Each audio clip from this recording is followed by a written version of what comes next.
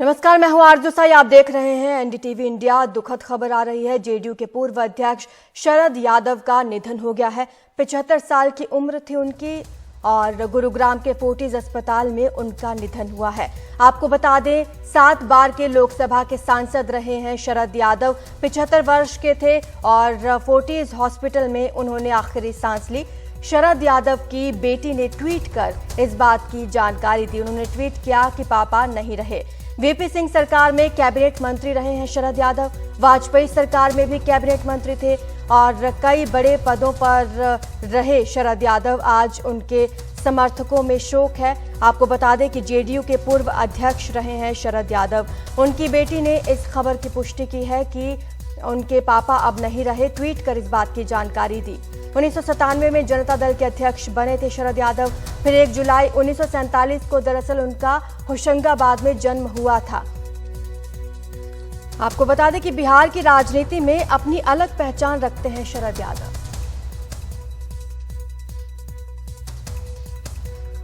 उनकी समाजवादी राजनीति ने उन्हें जनता के बीच लोकप्रिय बनाया था, लेकिन अब शरद यादव इस दुनिया को अलविदा कह चुके हैं। आज उनका अंतिम संस्कार किया जाएगा। शरद यादव जी बड़े भाई का मृत्यु का खबर सुन करके मैं काफ़ी विचलित हुआ हूँ, काफ़ी दुखी हूँ और काफ़ी आघात लगा है। महान समाजवादी नेता थे, स्पष्टवादी थे। शरद जी और मैं कभी कभी लड़ भी जाता था, बोलने के मामले में, भाषण देने के मामले में, विचारों को रखने के मामले में, लेकिन लड़ाई का कोई दूसरा कटु बात नहीं रहता था। मैं भगवान से प्रार्थना करता हूँ उनकी आत्मा को चिर शांति दें और शोक संतप्त परिवार को मैं पूरा श्रद्धांजलि देता हूँ।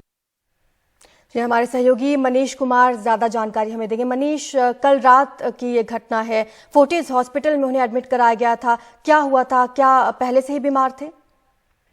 अर्जु, देखिए, शरद जी की तबीयत जो है पिछले कुछ सालों से, खासकर कोरोना के बाद से उनकी तबीयत अच्छी नहीं चल रही थी। काफी कॉम्प्लिकेशंस था और वो जब भी पब्लिक अपीयरेंस होता था उसमें उनका स्पष्ट रूप से ये झलकता था कि उनका स्वास्थ्य जो है अब उनका साथ नहीं दे रहा है। हालांकि शरद जी फाइटर थे, इसलिए सब लोग मानकर चल रहे थे कि शरद जी इस बीमारी का जो दौर चल रहा है उसको कहीं ना कहीं उस पर भी अपनी जीत दर्ज करने में कामयाब रहेंगे। लेकिन शायद ऐसा हुआ नहीं, क्योंकि जो बीमारी थी वो दिनों दिन बढ़ती जा रही थी और आखिरकार कल देर रात जो है उनका निधन हो गया। निश्चित रूप से शरद यादव का अगर आप देखें, राजनीतिक जीवन देखें, तो उस राजनीतिक जीवन में वो उनकी पूरी भूमिका जो है न केवल समाजवादी आंदोलन के एक वो महत्वपूर्ण स्तंभ रहे, बल्कि साथ ही साथ लोहिया की जो राजनीति थी, डॉक्टर राम मनोहर लोहिया की राजनीति, उन्होंने हिंदी पट्टी के राज्यों में उसको अक्षरशः उतारने की कोशिश की। बिहार की राजनीति में वो भले ही मध्य प्रदेश के रहने वाले हों, मध्य प्रदेश के जबलपुर से वो 2 बार सांसद रहे और उत्तर प्रदेश से भी 1989 में जीते थे। लेकिन सर्वाधिक जो है अगर आप कहें तो बिहार के मधेपुरा से 4 बार वो लोकसभा के लिए जीते। हालांकि 4 बार उस सीट से वो हारे भी। पिछले भी चुनाव में 2019 में अपने ही शिष्य, एक जमाने में अपने शिष्य रहे दिनेश चंद्र यादव से वो चुनाव हार गए थे। लेकिन और इसके अलावा 2 बार वो बिहार से उन्होंने राज्यसभा का भी प्रतिनिधित्व किया। लेकिन आप कह सकते हैं कि बिहार की माटी या बिहार उनकी कर्म भूमि रही। बिहार की राजनीति में जितने भी महत्वपूर्ण, पिछले 32 सालों में जितने भी महत्वपूर्ण राजनीतिक घटनाक्रम हुए, उसमें कहीं ना कहीं उनकी भूमिका जो है वो काफी महत्वपूर्ण है। चाहे वो 1990 में जब लालू यादव मुख्यमंत्री बने थे, तो लालू यादव को उस समय जो तत्कालीन प्रधानमंत्री वीपी सिंह थे, उनको एक तरह से आप कह सकते हैं आशीर्वाद प्राप्त नहीं था। लालू यादव उस समय देवीलाल, शरद यादव, नीतीश कुमार गुट के नेता माने जाते थे और पूरी रणनीति जो है लालू यादव को मुख्यमंत्री बनाने के पीछे एक तरह से आप कहिए तो वो रणनीति जो है शरद यादव ने ही बनाई थी कि किस प्रकार से चंद्रशेखर से, पूर्व प्रधानमंत्री चंद्रशेखर से बात कर उनके समर्थक रघुनाथ झा को एक तीसरा उम्मीदवार बनाया। उसके बाद फिर मंडल कमीशन की अनुशंसा को लागू करने की, क्योंकि मंडल कमीशन की रिपोर्ट तो केंद्र सरकार के पास करीब 10 साल से ऊपर से उनके पास पड़ी हुई थी, लेकिन तत्कालीन प्रधानमंत्री बीपी सिंह के ऊपर एक तरह से दबाव डालकर या उनको कन्विंस करके इसकी अनुशंसाओं को लागू कराया। हालांकि उसका एक ये रहा कि बाद में बीजेपी ने अपना जब लालकृष्ण आडवाणी को अरेस्ट किया गया तो बीपी सिंह ने सरकार से अपना समर्थन भी वापस कर लिया। बीपी सिंह को भी गिरफ्तारी के पीछे रोचक बात यह है कि उस समय बिहार में के समस्तीपुर में उनको गिरफ्तार किया गया था और शरद यादव ने उस समय जो एक अन्य मार्ग मुख्यमंत्री निवास है वहां पर उन्होंने कैंप किया। उस रात में वो वहीं पर मौजूद रहे। लालू यादव को हर तरह से उन्होंने अपना नैतिक समर्थन दिया और यह एक तरह से आप कह सकते हैं कि लालू यादव के ऊपर प्रिवेल किया था कि आप उनको यहाँ गिरफ्तार कर ले, नहीं तो फिर यूपी में मुलायम सिंह यादव गिरफ्तार करेंगे। यूपी में जैसे ही ये रथ यात्रा प्रवेश करेगी, अगर मुलायम सिंह ने गिरफ्तार किया तो मुलायम सिंह बड़े नेता बन जाएंगे, इसलिए आप उन्हें यहीं गिरफ्तार करें। बिहार में भी गिरफ्तारी के 2-3 मौके और आए थे, लेकिन वो कहीं ना कहीं उसे इम्प्लीमेंट नहीं किया जा सका। लेकिन जो समस्तीपुर में गिरफ्तारी हुई उसके लिए लालू यादव भी मानते हैं कि शरद यादव और नीतीश कुमार का जिस प्रकार से उनको समर्थन मिला था, जिस प्रकार वो लोग उनके साथ खड़े रहे थे, वो एक कारगर थी और वो एक टर्निंग पॉइंट था। बाद के दिनों में लालू यादव से उनके संबंध अच्छे नहीं रहे। 1997 में दोनों जनता दल के उसके पहले ही एक तरह से लालू यादव ने जब उन्हें लगा कि शरद यादव से उनकी बात नहीं बन रही है तो उन्होंने राष्ट्रीय जनता दल बना लिया था और फिर शरद यादव जनता दल के अध्यक्ष चुने गए थे। बाद में वो मनीष, मैं लौटूंगी आपके पास। हमारे साथ वरिष्ठ बीजेपी नेता प्रकाश जावड़ेकर जुड़ चुके हैं। सर, बेहद दुखद खबर आई है और लोगों के नब्ज को जानते थे वो, और लोगों में अब शोक की लहर है। समाजवाद के लिए ये बहुत दुखद खबर है, कहा जा रहा है एक युग का अंत है। शरद यादव हमेशा समाजवादी दिल से और उनके पूरे विचार में रहे हैं और उनके भाषण जब भी राज्यसभा में मैंने सुने और पहले भी जनता दल के समय वो मध्य प्रदेश से उपचुनाव में चुन के आए थे और तब से उनका एक बहुत रुतबा बढ़ा था और एक तेज तर्रार युवा नेता के रूप में वो आए। जिंदगी भर वो दिल से ताजे ही रहे और युवा ही रहे और उनके जाने से सबको दुख हुआ है और इसलिए मैं मेरी भावभीनी श्रद्धांजलि उनको अर्पण करता हूँ। सर, आप उनको इतने लंबे समय से जानते हैं, कुछ पर्सनल यादें भी आपकी जुड़ी होंगी उनके साथ, कोई किस्सा साझा करना चाहिए? हाँ, ऐसा है, कोई भी संघर्ष या कोई भी प्रसंग जिसमें भूमिका लेना है संघर्ष की, उसमें वो बहुत अगुवाई करते थे। तो और सारे पार्टियों का जोल मेल जमा रहे, इसके लिए भी वो हमेशा प्रयासरत रहते थे। राम मनोहर लोहिया के अनुयायी और विपक्षी एकता के वो एक तरह से पुरोधर रहे। उन्होंने अनेक प्रयास किए और उनकी पूरी जिंदगी एक खुली किताब है और इसीलिए आज देश को दुख हुआ है। हम हमारी भावभीनी श्रद्धांजलि देते हैं।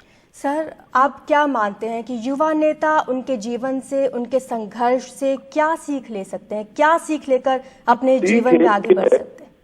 कि समाज के लिए जीना है और समाज के लिए ही जिंदगी भर काम करते रहना है, यही कार्यकर्ता का आनंद है। ये जो एक विचारधारा है जो समान है सभी पार्टियों के कार्यकर्ताओं में, उसी को वो प्रतिनिधित्व करते थे और इसलिए वही सीख लेना चाहिए। सर, अंतिम बार आपकी कब मुलाकात हुई उनसे या फिर फोन पर बातचीत हुई? अंतिम बार वो दिल्ली के घर से जब रवाना हुए उसके बाद मुलाकात नहीं हुई। दिल्ली में जब तक घर में थे तब तक मेरी मुलाकात होती थी। मेरी भावभीनी श्रद्धांजलि।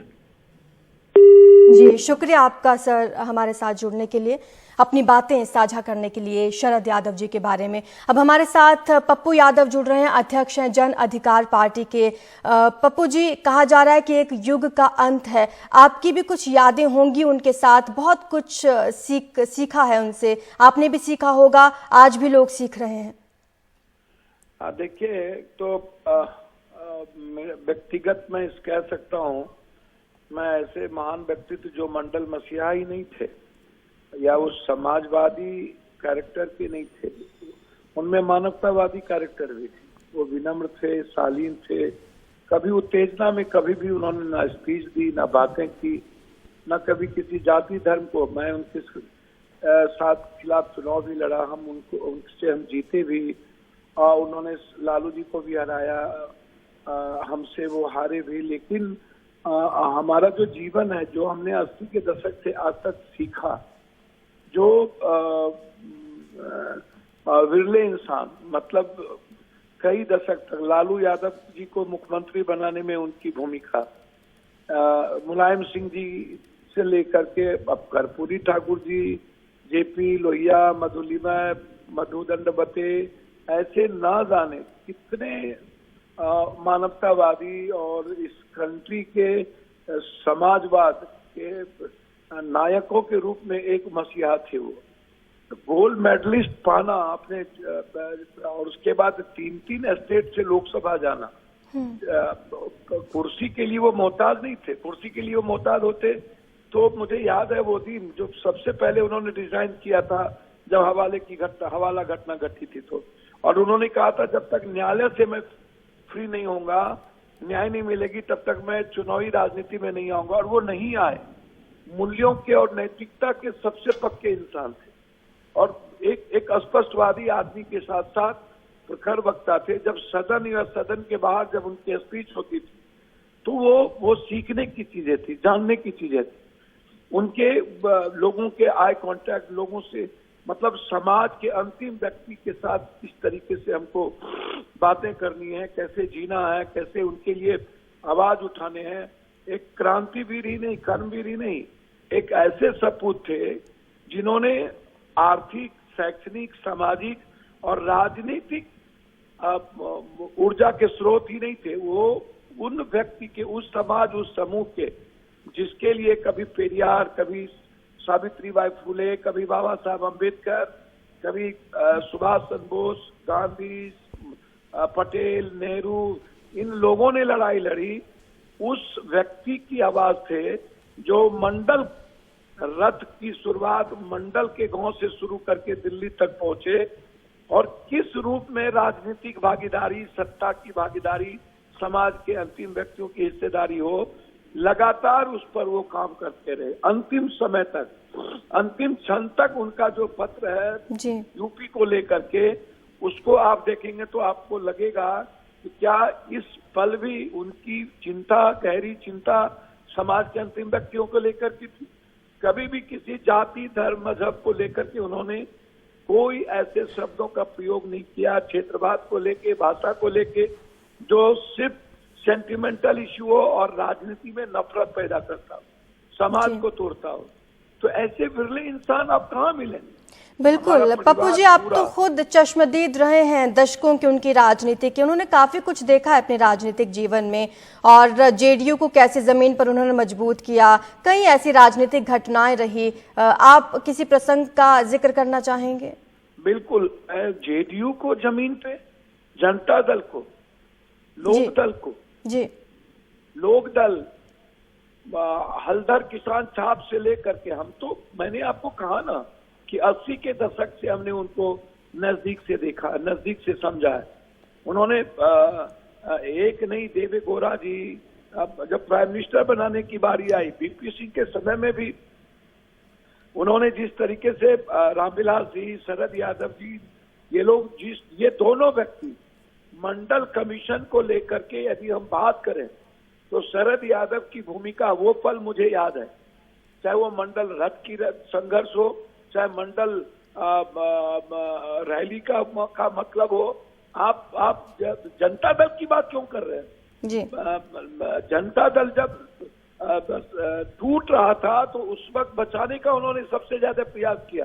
वो हेगड़े साहब नहीं रहे, अरसार बोमोई जी नहीं रहे, सबके साथ इन्होंने सबको लेकर के चलने का लगातार प्रयास किए। फिर जिस तरीके से जनता दल यू बनी, उसमें लगातार जॉर्ज साहब की जो भूमिका रही वो बेमिसाल थी, वे अनमोल थे। लेकिन जॉर्ज साहब के बहुत सानिध्य, एक निकटतम मित्रवत एक व्यक्तित्व के रूप में जनता दल को, और नीतीश कुमार जी, लालू यादव कोई नहीं, नीतीश कुमार जी को राजनीतिक जीवन में पूरी ऊर्जा और एक मजबूत ताकत के रूप में शरद यादव जी, जॉर्ज ने जो दिया, शरद यादव जी की भूमिका बेमिसाल थी। इसीलिए हमने बहुत नजदीक से देखा। बिहार में वो मधेपुरा लोकसभा चुनाव से लड़ते रहे, और मुझको लगता है कि 4 बार वो जीते मधेपुरा से जी। उसके बाद यूपी से जीते, मध्य प्रदेश से जीते जी। स्टेट से कौन चुनाव जीतता है? इसलिए हृदय से, अंतःकरण से जो आज सवेरा मेरा गला भर गया है, आंख में आंसू है, मैं आपको बता नहीं सकता हूँ। मैं उस भाभी माँ को और उस बच्चे को, सुभाषिनी, और उस जो भाई है मेरा, एक पुत्रवत, हम उसकी बात करेंगे, तो एक ऐसा परिवार जो बेहतर मानवतावादी सोच के साथ वो बढ़े, उनकी पूरी भगवान उसे शक्ति दे। बिल्कुल सर, हमारी संवेदनाएं हैं आपके साथ, उनके परिवार के साथ, तमाम उनके चाहने वालों के साथ, समर्थकों के साथ। चलिए अब आपको सुनवाते हैं कि तेजस्वी यादव ने क्या कुछ कहा है। न्याय के योद्धा और राजद के वरिष्ठ नेता आदरणीय शरद जी आज हमारे बीच में नहीं रहे। इस खबर को सुनकर के हम सब लोग जो है मर्माहत हैं। इस दुख की घड़ी में उनके सभी परिवार और परिजनों के प्रति हमारी संवेदना है। सभी समाजवादी विचारधारा को मानने वाले सभी योद्धा, सभी लोग उनके साथ खड़े हैं इस दुख की घड़ी में।